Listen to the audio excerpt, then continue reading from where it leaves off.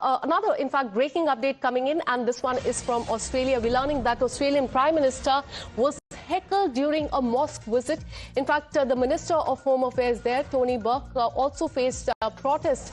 Leaders were interrupted during their visit, and this was at the outreach event that turned tense, and the crowd started raising a protest there as well. As far as Australian Prime Minister and Minister of Home Affairs there is concerned, they were heckled as they attempted to arrive at that mosque. And those are the visuals on your screen. For more clarity about what really happened there, let me go back to my colleague Rishabh.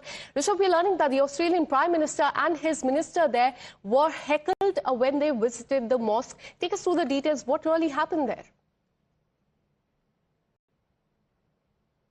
Okay, the incident is from the Lakemba Mosque, one of the largest mosques in Australia. On the occasion of Eid al-Fitr, the Prime Minister Anthony Albanese, along with his Interior Minister, the Home Minister Tony Burke, were there to meet the Muslim representatives. They were heckled because the people there feel that Australia is ally of Israel, and the way Israel is operating in West Asia is something that they do not approve of. And the stance that Australia has taken during this conflict is something that is not enough. Not enough is operative word here, because remember, there have been statements that have come in from Australia.